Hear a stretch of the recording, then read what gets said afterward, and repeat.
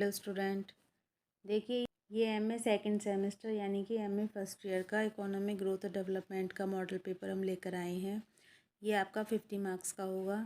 और देखिए सबसे पहले है इसमें very short answer type question जो आपको 5 करने होंगे और लगभग 75 वर्ड्स में इनके आंसर लिखने हैं। और ये क्वेश्चन आपका 2 मार्क्स का होगा। तो इस तरह से पोर्शन आपका 10 मार्क्स का हो जाएगा। तो चलिए शुरू करते हैं। सबसे पहला है आर्थिक वृद्धि और आर्थिक विकास में अंतर बताइए। उसके बाद है चक्रीयकरण का सिद्धांत यानी सर्कुलर कॉजेशन थ्योरी जो है वो आपको बतानी है। उसके बाद है असमानता समायोजित HDI, इनइक्वालिटी एडजस्टमेंट HDI कौन सा है। लिंग असमानता सूचकांक, जेंडर इनइक्वालिटी इंडेक्स। उसके बाद है ए के मॉडल। उसके बाद है हैप्पीनेस इंडेक्स यानी खुशहाली सूचकांक। उसके बाद है एडम स्मिथ का विकास मॉडल। उसके बाद शुम्पीटर का सिद्धांत और उसके बाद है PQLI, physical quality life index, ये आपको बताना है।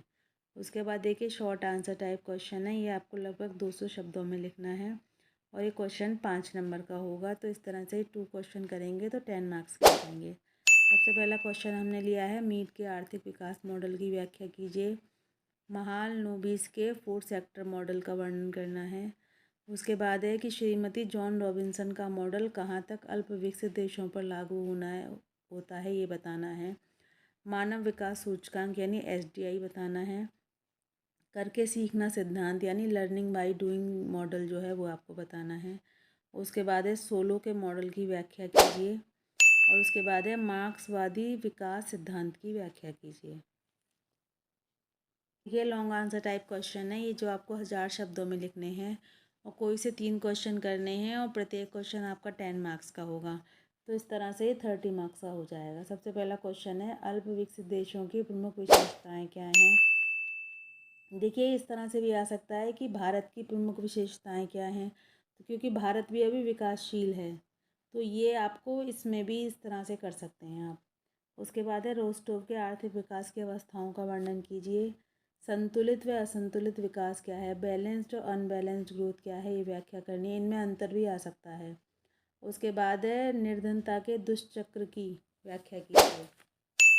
विशिष्य साइकिल ऑफ पॉवर्टी जो है वो आपको बताना है। हैरेड डोमर मॉडल मोस्ट इम्पॉर्टेंट है। देखिए इसमें से मोस्टली क्वेश्चन जो हैं वो आपको हमारे चैनल पर मिल जाएंगे, तो एक बार ज़रूर विज़िट कीजिए। उसके बाद आप चाहें तो इसको बुक से भी पढ़ सकते हैं, लेकिन अगर आप चाहते हैं कि कोई आपको एक्सप्लेन करे, आपको अच्छे से समझ में आ जाए, तो एक बार आप हमारे वीडियोस ज़रूर देखिए। मैक्सिमम क्वेश्चन हैं वहाँ पे। उसके बाद है सतत विकास क्या है, सस्टेनेबल डेवलपमेंट क्या है और इसके सभी लक्ष्य। देखिए 17 लक्ष्य होते हैं इसके, वो सब आपको देखने होंगे। और लॉन्ग क्वेश्चन आया है तो लॉन्ग को आप लॉन्ग की तरह ही करेंगे। ये क्वेश्चन भी आपको हमारे चैनल पर मिल जाएगा। उसके बाद देखिए रोजेस्टिन रोडान के बिग पुश थ्योरी सिद्धांत की व्याख्या करनी है। उसके बाद देखिए लिविंगस्टन के क्रांतिक न्यूनतम प्रयास सिद्धांत की व्याख्या करनी है। और लास्ट क्वेश्चन है श्रम के असीमित पूर्ति सिद्धांत की व्याख्या कीजिए। That's all. देखिए इकोनॉमिक ग्रोथ और डेवलपमेंट के मोस्ट इम्पॉर्टेंट क्वेश्चन हमने लिए हैं। अगर आप इस मॉडल को कर लेते हैं तो आपको कहीं और से पढ़ने की ज़रूरत नहीं है। यही क्वेश्चन आपके सफिशिएंट रहेंगे, इसी में से आपका होपफुली पेपर आ जाएगा।